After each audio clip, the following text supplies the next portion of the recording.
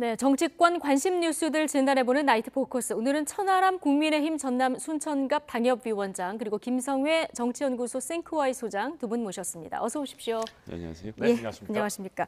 자, 윤석열 대통령이 시진핑 주석과 취임 후 첫 정상회담을 가졌습니다. 저희가 6시 좀 지난 시각에 이 모습도 좀 보여드렸는데요. 당선인 시절에 한 20여 분 동안 통화를 한 적이 있었고요. 직접 만난 거는 이번이 처음인데요. 이게 한중간의 정상의 만남도 지금 3년 만에 처음인 거죠? 네, 그렇습니다. 그래서 만남 그 자체로 굉장히 의미가 있다라고 볼 수가 있는데요. 특히 이번 순방에서는 한미일의 연대, 특히 북한 문제와 관련해서 네. 어떻게 보면 강한 연대가 굉장히 키워드가 되는 회담이었습니다. 그러다 보니까 일각에서는 이런 움직임이 좀 중국을 불편해하는 부분이 생기면 어떡하나라는 우려가 있었던 것도 사실이거든요. 예. 그런데 그런 우려를 아무래도 윤석열 대통령과 이제 시진핑 주석이 처음으로 이렇게 대면해서 만남으로 인해서 일부분 좀 희석할 수 있는 그런 자리가 아니었나, 그런 면에서 굉장히 의미 있는 어떤 만남이었다 이렇게 평가하고 있습니다. 네. 지금 북한 핵실험 가능성이 커진 상황이다 보니까 역시 이제 북한 문제가 가장 관심이었는데 오늘 윤석열 대통령이 북핵 문제에 중국의 역할을 기대한다 이런 얘기를 했는데요. 돌아온 중국의 답변은 썩 그렇게 시원하지는 않습니다. 그러니까 너무 당연한 이야기입니다. 북한 문제를 한미일 군사 협력으로 짓눌러서 누를 수 있다면 그렇게 하면 좋겠죠. 근데 현실적으로는 안 되지 않습니까? 아무리 한미일 군사 협력의 수위가 높아져도 저쪽은 미사일부터 시작해서 5만 무기를 꺼내 들면서 저항을 하고 있을 뿐인데 사실은 중국의 한마디가 훨씬 크거든요. 예. 그런 점에서 윤석열 대통령이 이제 시진핑 주석과의 대화에서 그 얘기를 꺼낸 점은 전 잘하신 점이라고 보고요. 근데 이제 대답 자체는 좀 상당히 생뚱맞았습니다. 담대한 구상이 이루어진다면 중국도 네. 이렇게 협조를 하겠다라고 하는 건데 근데 가운데 북한이 호응한다면 이런 전제 조건이 그러니까 있습니다. 이제 담대한 구상에 대해서 이루어지는 과정을 놓고 예. 보면 북한이 핵을 내려놓고 비핵화를 하겠다라는 선언을 하는 것인데 이것이 현실적으로 불가능하다는 걸 가장 잘 아는 분이 시진핑 주석일 텐데 여기서 담대한 구상에 대한 얘기를 왜 꺼냈는지 북한이 호응하면이라는 전제는 왜 달았는지는 사실 외교적으로 무슨 언사였는지에 대해서는 지금 현재로서는 파악이 되지 않는데 답변으로 좋은 답변은 아니었다고 봅니다. 아, 그렇습니까? 자, 어쨌든 막판에 지금 한중 정상회담 열리냐 마냐 했는데 이것까지 성사가 됐고 일요일에는 한미 정상회담도 열렸고 한일 정상회담도 열려서 주요국들하고 정상회담 다 열린 거예요. 자, 이번 순방 외교 평가를 좀 짧게 들어볼까요? 네, 위기의 시대에 순방다운 순방이었다 이렇게 평가하고 싶습니다. 말씀하셨지만 이렇게 북한 문제 말할 것도 없고요. 우크라이나 러시아 전쟁, 그 다음에 이제 여러 가지의 경제 안보 문제 이런 부분들 다 초세적으로 겹쳐 있지 않습니까? 네. 이런 상황에서 한미일이 또 어떻게 보면 3국의 공동 성명도 발표하고 또 다양하게 아세안과의 관계에 있어서도 이런저런 성과들을 내고 또 중국과도 짧지만 어떻게 보면 의미 있는 회담을 가지고 이런 것들을 봤을 때 굉장히 좀 촘촘하게 잘 짜여진 순방으로 진행됐다 그렇게 평가하고 싶습니다. 예, 김성회 소장님의 한 줄 평도 들어볼까요? 예, 인도태평양 전략이 좀 중요해졌습니다. 2007년 아베 신조 총리가 먼저 들고 나와서 인도양과 태평양을 중심으로 해서 대륙 세력을 포위하겠다는 전략. 처음에 미국도 위험하다고 판단했다가 2017년에 뛰어들었고 2022년에 대한민국도 한국형 인태 전략이라고 해서 들어갔습니다. 이번에 외교안보연구소에서 낸 리포트를 보니까 예. 이것이 가지는 가장 큰 문제점은 이제 중국의 리스크, 중국의 반발 상당할 것이다라는 점을 걱정을 하고 있던데요. 이 부분에 대해서 좀 윤석열 정부가 앞으로 잘 대처했으면 좋겠다는 바람입니다. 예, 알겠습니다. 자, 돌아와서 풀어낼 구체적인 성과들도 좀 기대를 해보고요. 자, 그런데 지금 순방 둘러싸고 크고 작은 논란들이 좀 일고 있습니다. 특히 보도, 언론 관련 논란들이 꽤 많은 이런 상황인데 이번에는 특정 언론사 기자들만 따로 불러서 면담을 했다. 이게 또 도마 위에 올랐습니다. 네, 그렇습니다. 이게 사실 외국에서도 왕왕 있는 일이긴 합니다. 대통령이 이제 전용기 타고 이동하는 중에 본인이 상대적으로 편하고 인간적인 관계가 있는 기자들을 불러가지고 티타임을 가지거나 아니면 몇몇 언론사와 독점 인터뷰를 하거나 하는 경우들이 왕왕 있는 걸로 알려져 있는데요. 근데 저도 그래서 대통령실에서 얘기하듯이 개인적인 어떻게 보면 관계 때문에 네. 편하게 취재와 관계 없이 이야기 나눴다. 저는 그럴 수도 있다고 생각합니다. 근데 다만 아쉬운 것은 이번에 이제 MBC를 전용기에서 배제하는 결정을 하면서 어떻게 보면 대통령의 언론관 이런 부분들이 이슈가 되지 않았습니까? 네. 그런 상황에서 굳이 이런 움직임을 보여야만 했을까? 저는 좀 이번 순방에서 뭐 다양한 성과들이 있었겠습니다만은 좀 MBC 배제한 결정은 전 개인적으로 굉장히 아쉽다고 예. 보고요. 특히나 윤석열 대통령 같은 경우는 용산으로 본인의 집무실을 옮겨가면서 도어 스태핑을 통해서 언론과의 소통을 늘리겠다라고 강조한 대통령인데 이런 부분들은 저는 차제라도 꼭 제대로 평가하고 좀 바로잡을 필요가 있지 않나 네. 생각을 하고 있습니다. 뭐 있을 수 있는 일이긴 하지만 지금 누적된 논란이 있었기 때문에 좀 아쉽다 이런 네, 지적을 그렇습니다. 해주셨는데 당장 민주당과 정의당에서 비판 수위가 높아지고 있습니다. 대통령실에서는 이게 지금 말씀하신 대로 평소 인연이 있는 기자와 편하게 대화를 한 거고 그래서 취재와는 무관하다 이렇게 해명을 했는데요. 어떻게 보십니까? 평소에 인연이 있는 기자면 주말에 대통령실 부르시든가 아니면 아크로비스타에 불러서 대화를 나누시면 되겠죠. 지금 이 비행기에 MBC 왜 안 태웠습니까? 국익 관련돼서 내용이 누설되면 안 되는 듯한 뉘앙스를 풍기신 거잖아요. 다른 말로 하면 비행기 안에서 정보의 교류가 일어나야 되는데 제가 확인을 해보니까 나토 순방 귀국길에 기자들 간담회한 이후로 전용기에서 어떠한 종류의 간담회도 지금까지 없었다는 겁니다. 예. 뭔가 좀 이상하죠. 그리고 그런 상황에서 두 개의 언론사에 대해서만 독립적으로 뭐 인터뷰를 했는지 뭐 했는지 알 수 없지만 대화를 따로 나눴다는 것이고 팩트체크를 통해서 확인됐지만 모든 언론사들은 기자당 230만 원의 이 비행기 표값을 내고 그 비행기에 타 있는 것이거든요. 그렇게 가는데 특정 언론사들은 들어가서 대통령과 대화할 시간이 있었고 다른 사람들이 없으면 그 비행기를 왜 같이 타고 가나요? 무슨 말 그대로 비행의 편의를 봐주는 자리가 아니라 저 공간 자체는 기자들과 대통령이 서로 소통하면서 예. 그것으로 외교의 순방의 성과를 알리고 이것이 보도되도록 하는 홍보의 장인데 이런 장을 활용하지 않고 개인적으로 사용했다는 점에서 대통령의 판단은 매우 좀 이상했다라고 보겠습니다. 예. 자, 밤부터 또 매우 파장이 큰 논란이 하나 있었는데요. 천주교와 성공회 신부들이 전용기 추락을 기원한다 이런 글을 SNS에 올려서 파장이 일고 있습니다. 저희가 그래픽 양쪽에 준비를 했는데요. 자, 천주교 대전교구 신부 한 분 그리고 성공회 신부 한 분 이렇게 글을 잇따라 올려서 좀 논란이 됐는데 직접 보시고 어떤 생각 드셨습니까? 사실 참담한 심정이죠. 그러니까 신부님들께서 왜 저러시는지 잘 모르겠습니다. 물론 저도 정치를 하는 사람이고 정치가 매우 중요하죠. 우리 삶에 미치는 영향도 크고.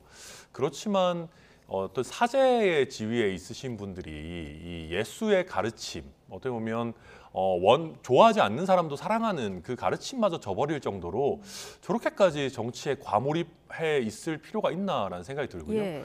아니 윤석열 대통령 싫어할 수도 있습니다. 그렇지만 다른 사람들도 많이 타 있고 정말 뭐 여러 기자들뿐만 아니라 이제 일하는 사람들도 타 있는 전용기가 추락했으면 좋겠다. 예. 이게 과연 아니 신부님이 아니라 그냥 인간으로서 할 수 있는 얘기인지 잘 모르겠고요. 이런 것들 네. 보면 제 생각에는 굉장히 삐뚤어진 정의감 내지는 선민의식 같은 게 보여요. 뭔가 국민의힘 사람들은 모두 나쁘고 윤석열 대통령은 이 나쁘고 이 잘못된 부조리한 상황을 어떤 수단과 방법을 가리지 않고라도 바로잡아야겠다라고 하는 굉장히 삐뚤어진 선민의식 같은 것들이 보이거든요. 네.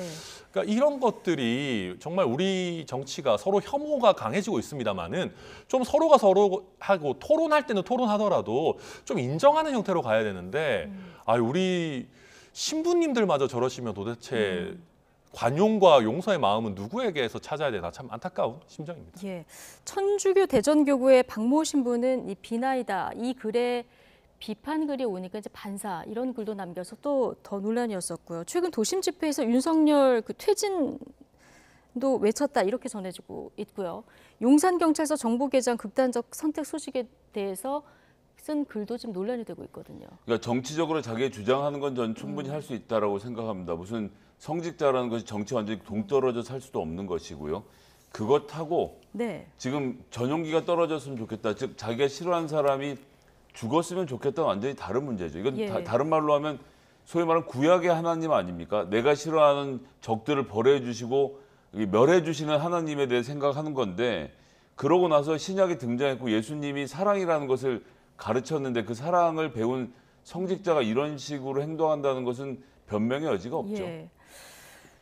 그 이태원 참사에 대해서 남긴 글을 보면은 경찰분들 지금 윤석열과 국진당이 여러분의 동료를 죽인 것이다. 무기고가 있으면 잊지 마십시오. 이런 글도 남겨서요. 그러니까 이게 뭐 정말 뭐 저희를 탓할 수도 있고 예. 뭐 윤석열 대통령 싫어할 수도 있고 극단적으로 성직자라 하더라도 퇴진 운동도 하실 수도 있다고 봅니다.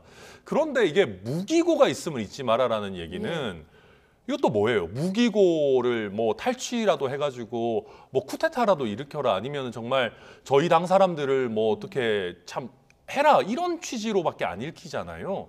이게 과연 정말 예. 신부님이 할 수 있는 얘기인가? 그러니까 뭐 우리 김선일 소장님 구약의 하나님 얘기했습니다만 저는 구약의 하나님도 이렇게까지 무섭진 않았을 거라고 생각하거든요. 이거는 정말로 선을 넘어도 많이 넘었다 저는 그 생각입니다. 네.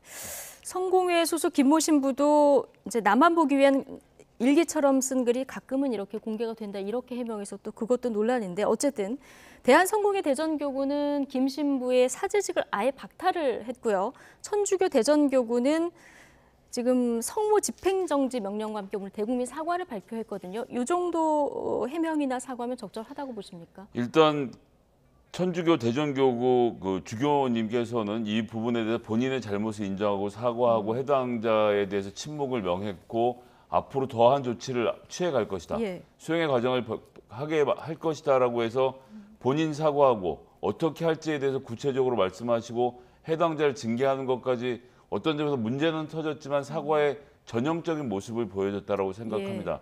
그렇게 전 처분을 잘하셨다고 생각하고요.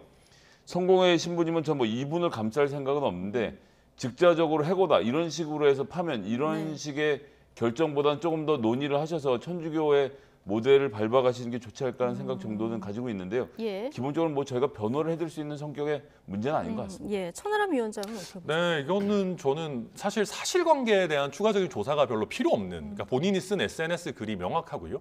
또 본인이 그렇게 뉘우치고 있는 것 같지도 않습니다. 뭐 문제를 제기하는 네티즌에게 뭐 반사라고 한다든지, 이게 그냥 내가 일기처럼 쓴 글이다. 이것도 사과가 아니잖아요. 그냥 내가 쓴 글인데 뭐 어쩌다 보니까 공개가 됐다.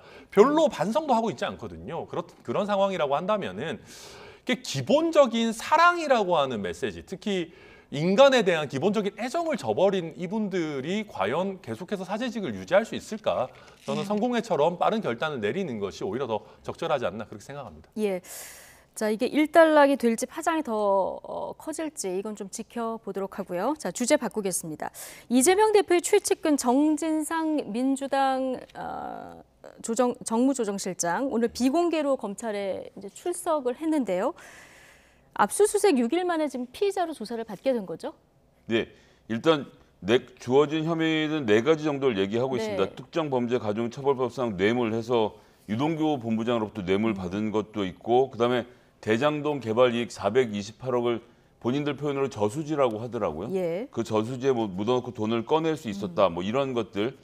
근데 부패방지법 위반 혐의도 적용을 받았고 또 예. 유동규 본부장하고 핸드폰 은닉 지시하는 등 휴대폰 버려라. 예. 예. 요 증거인멸 교사까지 포함돼서 됐습니다. 근데 사실 428억의 뇌물이라는 것은 굉장히 큰 액수이거든요.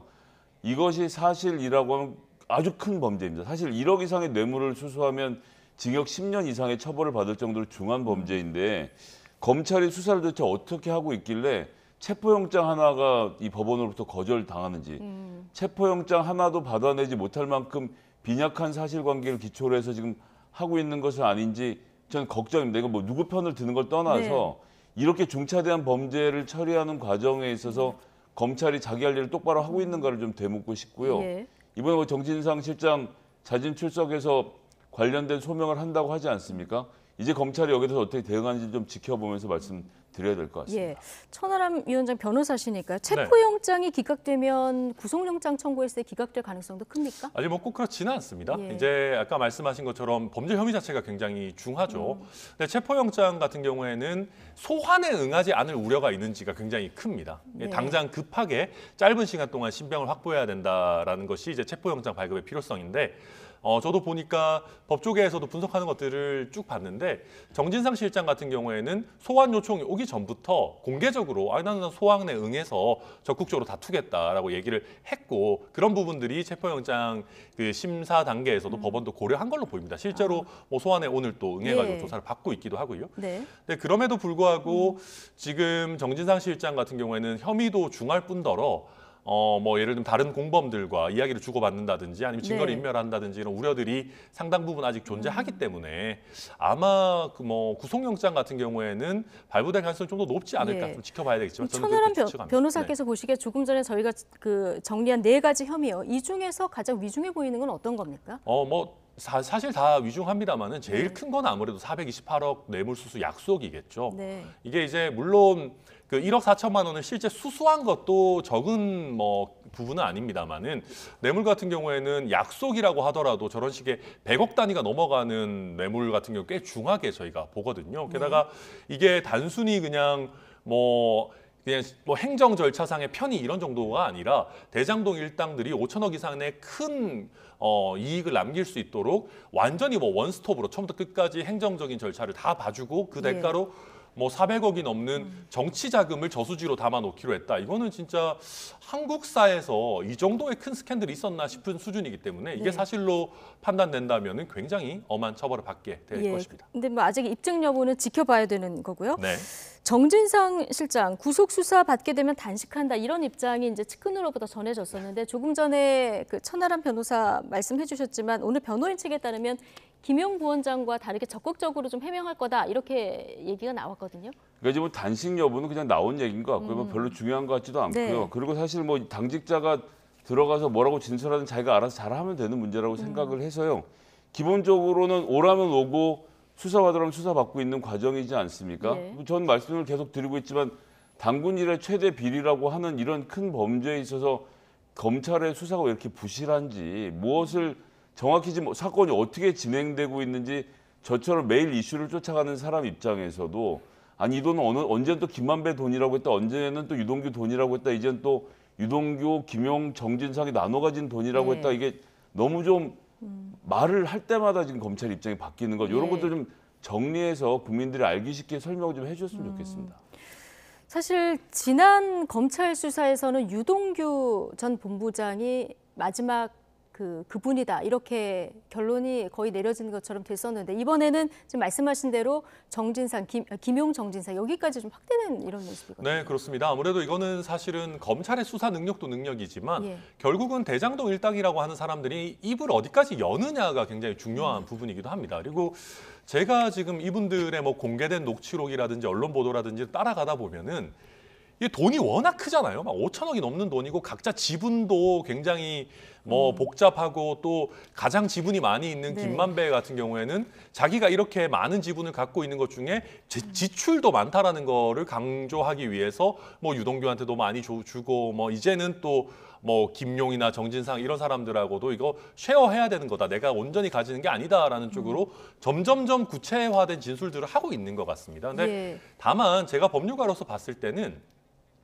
지금 나오는 진술들이 완전히 무에서 창작된 것이라고 볼 수는 없을 것 같아요. 오히려 정치적인 여러 가지 이해관계 내지는 수사의 진척 상황에 따라서 도저히 감출 수 없게 되니까 조금씩 더 얘기를 하고 있는 것들이 아닌가. 또 한 번 본물이 터지니까 또 경쟁적으로 수사에 협조하는 모양새를 보이고 있는 부분도 있는 게 아닌가 네. 그렇게 보여집니다. 예. 자, 정진상 실장이 만에 하나 구속이 된다고 하면은 이재명 대표 소환도 검찰이 할 그런 모습인데요. 전망이 나오고 있는데, 자 검찰은 그 김용, 정진상, 이재명 이 세 사람을 정치 공동체다 이렇게 보고 있는 상황 아니겠습니까? 실제로 정진상 실장 압수수색 영장을 보면은 그 20여 년간의 인연이 굉장히 상세히 기재가 돼 있더라고요. 그러니까 이제 90년대부터 알고 지냈다부터 시작해서 뭐 가명을 쓴 운동권이었다. 사실은 이번 범죄와는 하등 상관이 없는 이야기까지 가십성으로 다 집어넣어서 영장의 내용이 밖으로 공개될 것까지 고려해서 검찰이 좀 고도의 언론 플레이를 한 지점은 하나 짚어 놓아야겠습니다. 그리고 이재명 변호사 사무실에 정진상 씨가 사무장을 한 적이 없거든요. 그 공소장 내용 자체도 맞지도 않고요. 이 예. 사실은 한참 옛날부터 사실이 아니라고 여러 차례 부인을 해왔는데 이런 내용들이 나오는 것도 좀 석연치 않은 대목이 있고요. 나머지는 정치 공동체. 예전에 이제 박근혜 최순실 사이가 경제 공동체다라는 이제 비슷한 표현을 사용하는 것인데 이재명 대표가 이제 세 사람은 나의 최측근이다 이렇게 셋은 하나의 공동체다라는 점은 이미 인정을 했기 때문에 구속이 되고 돈을 수뢰한 혐의가 드러나면 뭐 거기에 대해서 도의적 정치적 책임은 이재명 대표가 당연히 져야 되는 부분이 있다고 예. 생각하는데 중요한 것은 이 사람들에게 돈이 온 과정까지에 대해서는 현재로서는 유동규 씨의 진술밖에 없다는 점. 유동규와 김용에게 돈이 전달됐다고 하더라도 그 다음에 이 돈이 대선에 쓰이거나 이재명 후보에게 전달된 과정이 또 한 번 설명돼야 된다는 점 등이 남아있기 때문에 예. 검찰의 수사를 좀 지켜보겠습니다. 그러니까 이게 어지간한 경우였다면은 이 정도면 진짜 정치적인 책임이 엄청나죠. 근데 특히나 이재명 대표가 본인 스스로 이 정도는 돼야 내 최측근이다라고 얘기했던 사람들이고. 근데 이제 민주당 입장에서 좀 어떻게 보면 이해가 안 되는 지점은 지금 플랜 B가 없다 보니까 이재명 대표에 대한 정치적인 책임을 묻는 거는 고사하고 오히려 민주당 전체가 이재명 대표와 어떻게 보면 한 통속이 돼가지고 같이 수렁으로 끌려 들어가는 모습이 좀 나오는 게 저로서는 이래도 되는 건가라는 생각이 들고요. 실제로 정진상 실장이나 김용 부원장 같은 경우는 민주당에서 다들 이 정도 돼야 최측근이라는 거 알고 있고 심지어는 이재명 대표가 이런 대장동이 문제된 이후에도 당대표로 오면서 본인의 최측근, 가장 최근거리에 둔 사람들이거든요. 그래서 이 사람들이 지금 이렇게까지 범죄 혐의가 구체적으로 나오고 유동규의 진술뿐만 아니라 뭐 김만배, 남욱, 정민용 이런 사람들의 진술들이 굉장히 다 이제 구체적인 얘기들을 만들어내고 있는데 여기에 대해서 이재명 대표는 전혀 모르고 책임이 없을 거다? 저는 너무 나이브한 생각 아닌가 싶습니다. 알겠습니다. 당 대응에 대한 얘기 잠시 뒤에 또 나눠보도록 하고요. 민주당 검찰 독재 정치 탄압 대책위원회라는 데가 있는데요. 오늘 기자회견을 열었습니다. 검찰 영장은 조작됐고 수사는 인간 사냥과 다름없다 이렇게 주장했는데 이 얘기 잠깐 듣고 오시죠. 유동규가 올라갔다는 계단 바로 앞이자 아파트 동 출입구부터 CCTV가 설치되어 있습니다. 아파트로 들어오는 차량 출입구에도 CCTV가 4대나 설치되어 있습니다. 어디를 어떻게 들어오든 CCTV에 사각지대가 없는 구조입니다. 유동규가 엘리베이터에 설치되어 있는 이 CCTV에 녹화되지 않기 위해서 계단을 이용하여 정진상 실장의 주거지로 갔다는 검찰 주장에 정확히 배치되는 내용입니다. 가히 인간 사냥이라 부를만 합니다. 치밀하고 구체적이라 진실처럼 보이지만 사실은 검찰 수사가 허술하기 짝이 없는 일방적 진술에 기초하고 있다는 반증입니다. 자, 엘리베이터에 설치돼 있는 CCTV에 녹화되지 않기 위해서 계단을 이용해서 정진상 실장의 주거지로 들어갔다. 이게 이제 유동규 본부장의 진술이었는데요. 계단 바로 앞에 아파트 동출입구부터 CCTV가 설치가 돼 있더라는 거예요. 가보니까. 그래서 계단에도 있고요. 예. 그래서 검찰이 영장을 조작했다 이런 주장인데요. 어떻게 그러니까 들으셨어요? 영장 조작 문제가 아니라 도대체 검찰은 뭐 하는 데인지를 묻고 싶은 거죠. 저라고 뭐 저 장소가 어딘지 제가 가봤겠습니까? 근데 네. 검찰은 가봤어야죠. 수사관을 보내서 유동규 씨의 진술에 신빙성 있는지 확인했어야 합니다. 근데 확인했다라고 하면 저런 내용도 영장에 못 담았겠죠. 예. 그럼 그냥 받아 적었다는 얘기인데 그럼 검찰이 안 되는 거 아닙니까? 이분이 했던 주장을 사실에 기초해서 확인하고 확인한 내용들을 영장에 담아서 이것이 언론을 통해서 공개되는 것이 정상인데 검찰은 왜 이런 기본적인 ABC를 하지 않는 건지 돈을 줬던 중요한 진술에서 이런 어긋나는 지점들을 어떻게 설명할지를 알 수가 없고 사실 민주당은 또 거꾸로 말하면요.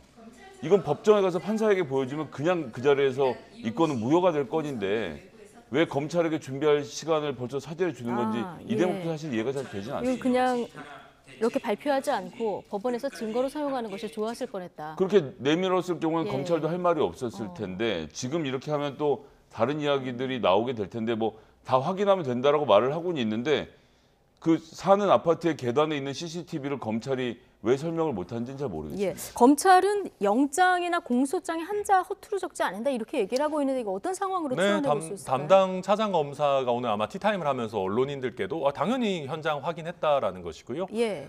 그리고 이제 저도 보도를 통해서 봤는데 이게 이제 단순히 뭐 계단에 CCTV가 있고 입구에 CCTV가 있고 이런 문제가 아니라 엘리베이터를 타게 되면 엘리베이터에서 몇 층으로 가게 되는지가 확연하게 드러나지 않습니까? 예. 그러다 보니까 뭐 이걸 이용하는 유동규의 입장에서는 더 명확한 증거가 남는 엘리베이터를 이용하기 원치 않았다. 뭐 저는 충분히 설명이 된다라고 생각하고요.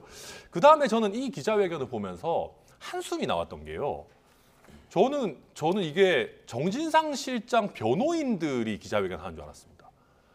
저거를 민주당 의원들이 왜 하고 있어요? 예. 아니 저 뭐 정진상 실장이나 김용 부원장이 당 활동하면서 저런 혐의를 졌습니까? 애당초 형식부터가 좀 굉장히 글러먹었다고 생각하고요.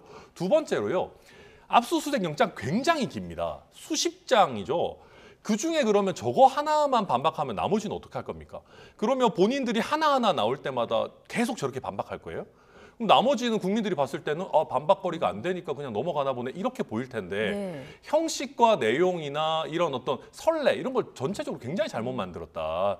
저는 도저히 이렇게 이해하기가 어렵습니다. 네, 민주당이 지난 11일에 이재명 대표 측근들의 비위 의혹 수사 검사들 피의 사실 공표 혐의로 공수처에 고발도 했습니다. 근데 검찰에서는 이게 지금 수사팀을 흔들리는 시도다 이렇게 강한 유감을 표명하고 있는 이런 상황인데요.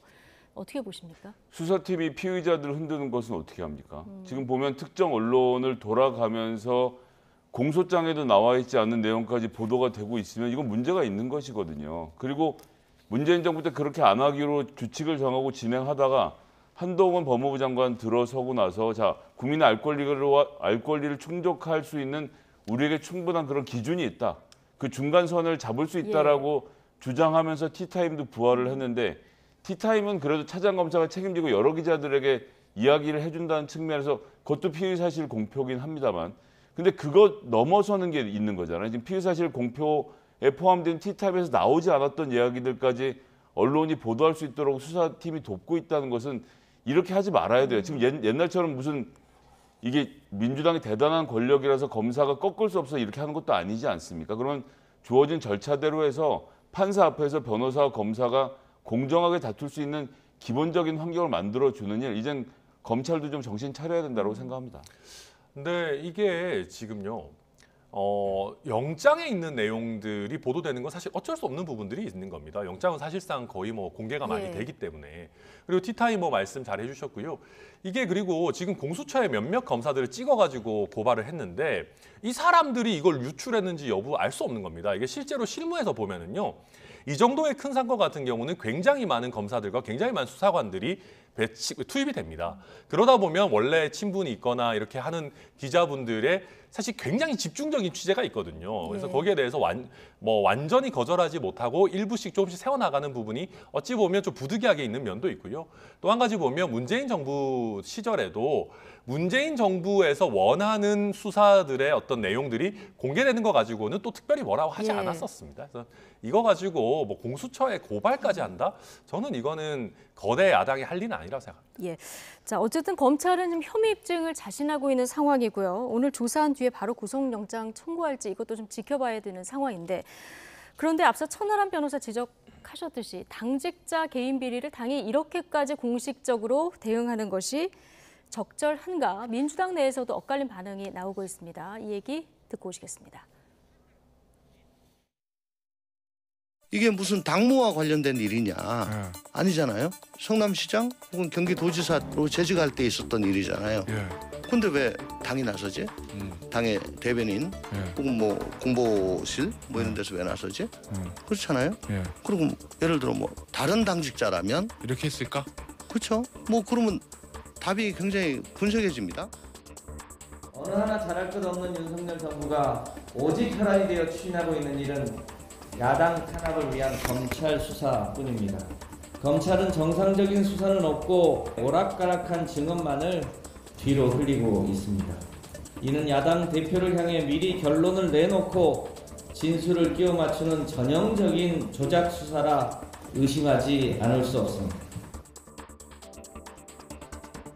네, 뭐 당내 의견이 좀 분분한 것 같습니다. 뭐 검찰 수사가 무리다 이렇게 보는 의견도 뭐 적지 않습니다만은 지금 다른 당직자라면 이렇게 했겠느냐. 어제 이상민 의원도 비슷한 취지의 얘기를 했던데요. 조응천 의원의 이 질문 어떻게 보십니까? 저는 당사를 압수수색하는 상황이다. 그럼 민주당이 검찰에게 항의할 수 있다라고 생각하고요. 지금 전반적으로 사정정국을 만들면서 수사망을 전방위적으로 넓혀놓고 뭐 이건 저건해서 막 짚는 모습에 대해서 정치적 공방은 충분히 할 수 있다라고 생각합니다. 그건 그거고 당직자가 개인적인 일로 혹은 예전의 일로 사법 처리와 관련돼서 검찰의 수사를 받고 있다면 그건 당직자가 알아서 할 일이죠. 그것을 당이 나서서 이 건은 이렇고 저 건은 저렇고 설명해 주는 것은 저는 예, 그것은 굳이 당이 할 일은 아니라고 생각합니다. 굳이 당이 할 일은 아니다. 그러니까 뭐 네. 김성애 소장님처럼 이렇게 이성적으로 판단하면은 너무 좋을 것 같은데요. 그러니까 이게 저는 민주당에 계시는 분들도 이미 느낌으로 다 느끼고 계신 것 같아요. 아, 여기서 우리가 물러나면 이재명 대표한테 칼날이 바로 온다. 여기서 우리가 흔들리면 안 된다. 이거를 다들 뭐 대놓고 말을 하는지 안 하는지 몰라도 몸으로 느끼고 있는 거거든요. 그러다 보니까 뭐 이거를 엄청나게 대응해가지고 야당 탄압 프레임으로 만들어가지고 우리가 이거를 뭐 절대로 이거 단일 대우로 가야 된다 막 이런 식으로 가는 건데 근데 이게 오히려 어찌 보면 이재명 대표를 더 위태롭게 하는 걸 수도 있어요, 정치적으로. 이게 오히려 그냥 아예 사법적인 일이니까 이재명 대표가 당 이끄는 거, 뭐 당이 민생 행보하는 거는 그대로 하면 되고 이 사람들이 그냥 알아서 사법적 대응해라 이렇게 하면은 이 리스크가 좀 분리가 일부 될 텐데 이 리스크를 온전하게 이제 어떻게 보면 이재명 대표가 지는 형태로 가는 거죠, 뭐. 예. 네. 자, 이 상황도 좀 지켜보도록 하고요. 자, 이태원 참사 명단 공개 관련 내용으로 좀 넘어가겠습니다. 자, 지금 유가족 동의 없이 이태원 참사 희생자 명단이 공개되면서 오늘도 좀 파장이 이어지는 이런 상황입니다. 그런데 국민의힘에서 명단 공개 배후에 민주당이 있다 이런 주장까지 나왔거든요. 이건 어떻게 보십니까? 일부 언론의 명단 공개는 부적절했다라고 생각합니다. 추모에는 기간이 필요하고요. 어쨌거나 여기서 핵심은 유족들의 의사입니다. 공개를 하든 공개를 하지 않든 가슴속에 묻어두든 어떻게 하든 건 유족들이 할 수 있는 일이고 유족들이 해야 될 일입니다. 그분들이 마음 편하게 모이고 대화를 나눌 수 있는 장소를 제공할 책임은 정부에게 있지만, 그것은 있지만 지금 현재 차원에서 이것을 뭐 민주당이 하고 있다고 하는데, 그러니까 민주당이 구체적으로 뭘 하고 있는지에 대한 설명을 하지 않아요. 민주당이 뭐 명단을 빼다 준 것도 아니고, 언론이 보도하는 것에 대해서 민주당의 지금까지의 주장은 아니 어떻게 위패도 안 모시고 영정사진도 놓고 싶은 사람도 놓을 수 없는 분향소를 만들어 놓고 저렇게 알 수 없는 분향을 하느냐. 공개를 원하시는 분들에 한해서 배려를 해야 되는 것 아니냐라는 주장을 했던 것을 가지고 전체 명단 공개를 민주당이 배후에서 했다. 정치를 끌어들이면 안 되고요. 이 문제는 철저하게 분리해서 정치가 다룰 문제가 아니라 유족들의 의사에 맡겨야 될 부분이라고 생각합니다. 정치를 끌어들이면 안 된다고 하셨습니다. 국민의힘, 민주당 모두 책임이 있는 것 같긴 한데요. 근데 애당초 이거를 정치 영역으로 끌어들인 게 민주당이었습니다. 그러니까 왜 우리가 추모의 형태를 민주당이 하자는 대로 해야 됩니까? 그러니까 뭐 영정사진이나 위패가 꼭 있어야 된다라는 법칙은 그럼 민주당 당대표가 언급할 만한 일입니까? 게다가 뭐 민주당 당대표뿐만 아니라 수많은 민주당에 있는 구성원들이 이런 식으로 추모하는 게 뭐 윤석열 정부의 잘못인 것처럼 엄청나게 정쟁화를 시켰어요. 그러다 보니까 친민주당 성향의 뭐 언론이라고 할 수 있는 뭐 민들레니 무슨 더 탐사니 이런 쪽에서도 이걸 어느 정도 이런 분위기를 이어받은 게 아닌가라는 의심이 드는 게 저희 뭐 국민의힘의 입장이고요. 주호영 원내대표 뭐 물론 우리가 뭐 관심법이 있는 거 아니니까 정확히 알 수 없다 얘기했습니다만은 게다가 이런 논란이 있고 나서도 여전히 민주당의 꽤 많은 숫자의 의원들이나 구성원들은 이게 뭐가 잘못됐냐. 유족들의 동의가 없더라도 이 추모는 어찌 보면 본인들이 원하는 형태로 이루어져야 된다. 이런 식의 굉장히 독선적인 주장을 이어가고 있어요. 그러다 보니까 이게 전적으로 민주당과 저희가 상관이 없다. 이렇게 저희 국민의힘 입장에서는 보기가 어려운 그런 상황입니다. 민주당의 당 차원의 공식 입장은 유족의 동의하에 이루어지는 게 맞다. 뭐 이렇게 입장을 밝힌 건 있는데 어쨌든 김성희 소장님께서 조금 전에 추모의 시간이 필요하다. 자, 이 얘기 해주셨는데 민주당 일부 의원들 좀 급한 것 같습니다. 철험회 소속 의원들 중심으로 해서 희생자 실명을 담은 온라인 기억관 개설을 추진하겠다. 자, 이렇게 또 얘기가 나와서 이게 또 논란에 기름을 부은 격이 됐습니다. 뭐 그런 주장을 하시는 정치인들이 계신지는 모르겠습니다. 하지 말아야죠. 세월호 저희가 참사를 생각하고 세월호 참사 때 진상규명을 하기 위해서 정말 피눈물을 흘리셨던 유족을 생각해서 모든 유족들이 그렇게 강건할 거라고 생각하는데 그 세월호 유족들도 한 달이 지나서 모임을 하게 됐고요. 단원고라는 단일고에서 250명의 피해자가 나왔던 문제도 있고 팽목항이라는 거점도 있었기 때문에 그나마도 한 달 있다 생긴 일입니다. 그분들이 모여서 답답함을 토로하고 필요한 것이 있다라고 손을 잡아달라고 요청했을 때 정치권은 그때 손을 내밀어 드리는 역할을 하는 것이지 자 여기 추모관 이렇게 만들었습니다라고 저희가 먼저 할 성질의 문제는 아니라고 봅니다. 자, 이태원 참사 희생자 명단 공개를 두고 한동훈 법무부 장관 어제 이어서 이 법적 책임을 오늘도 언급을 했는데 오늘 발언은 조금 더 구체적입니다. 이 발언 직접 듣고 오시겠습니다.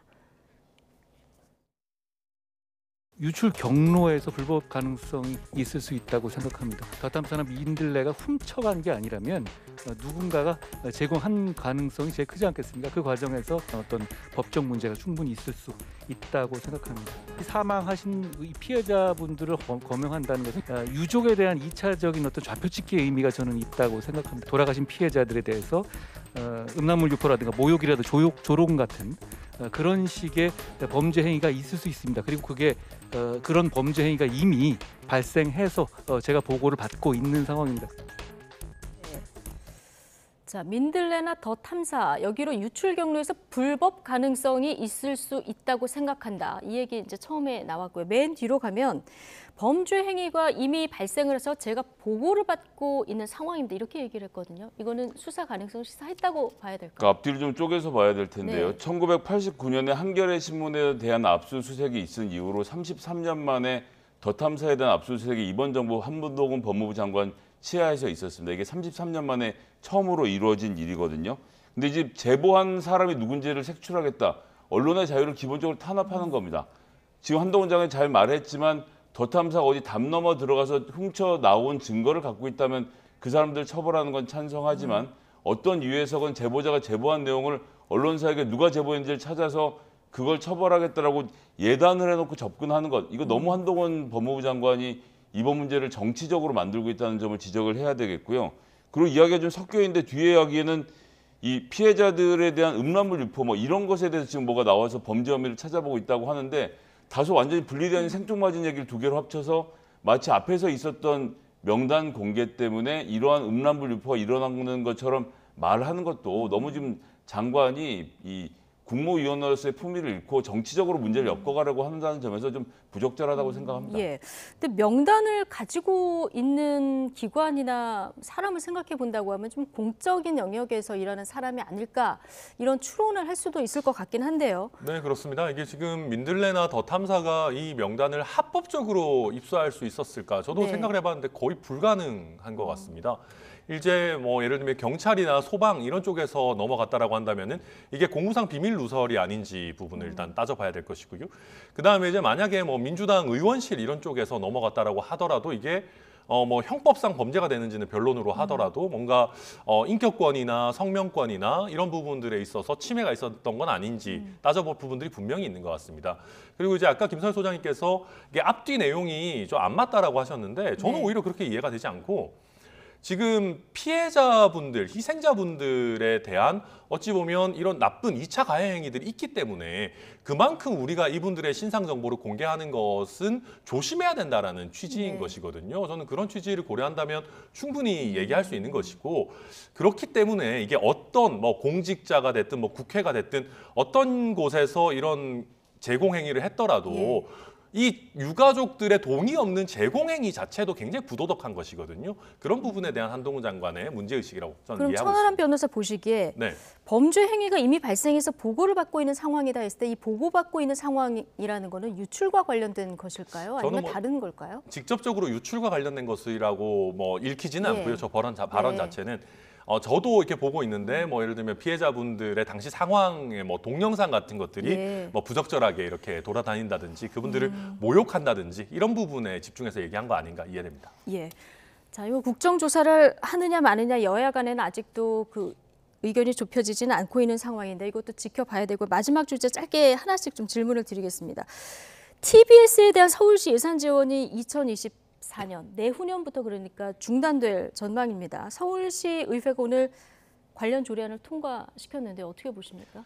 자, 어른스럽지 못한 결정입니다. 정치적으로도 옳지 않고요. 그러니까 뉴스공장이 마음에 들지 않으면 사장을 교체하든 무슨 수를 내서 방법을 찾고 뉴스공장이라는 프로그램을 폐지한 것. 그렇게 해서도 안 되겠지만 그렇게 할 수 있는 길을 열어놓은 상태에서 뉴스공장이 마음에 안 드니까 TBS를 없애겠어라고 하는 결정을 저렇게 쉽게 내리는 것도 말이 안 된다라고 생각하고요.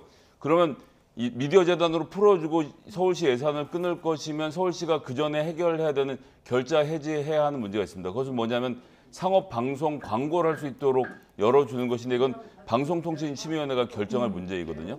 이게 방송통신위원회가 결정할 문제인데 방통위에서 상업 광고를 여는 것까지를 패키지로 풀어놓고 TBS에게 독립적인 길을 찾아라라고 하지 않고 자, 공익 광고만 하지만 우리는 예산을 대줄 수 없는데 당신들은 서울교통방송이야.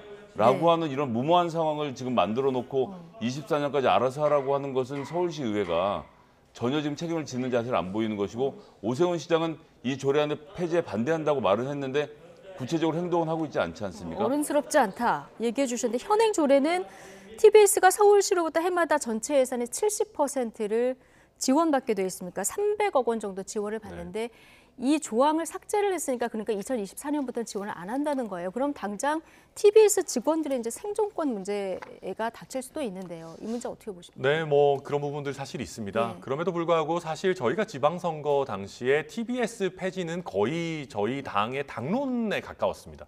거의 출마한 많은 후보들이 TBS 폐지를 거론했었고, 오세훈 시장 같은 경우도 당장의 폐지를 언급하진 않았지만 TBS가 과연 교통방송으로서의 역할을 잘 하고 있느냐, 지금 뭐 이런 여러 가지 뭐 IT 기술이 발달한 시기에 TBS를 굳이 존속시킬 필요가 있느냐라는 얘기는 굉장히 오랫동안 해왔던 것이거든요. 그런 면에서 이제 이번에 이게 서울시에서 국민의힘의 뭐 결정으로 이루어진 것이라고 보고요.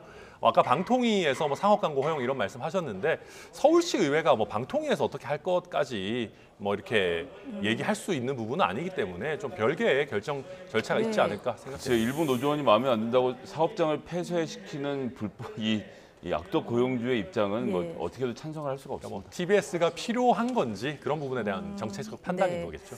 편향성 논란이 일긴 했는데 TBS가 그동안 이제 자정 노력이 있었느냐, 이 부분이 또 하나고, 그렇다고 해도 이것을 예산을 전액 삭감을 갑자기 하는 것이 맞느냐, 이 두 가지 주장이 좀 팽팽하게 좀 맞서는 것 같습니다. 자, 나이트 포커스, 오늘은 천하람 국민의힘 전남 순천갑 당협위원장, 그리고 김성회 정치연구소 싱크와이 소장 두 분과 함께했습니다. 고맙습니다. 감사합니다.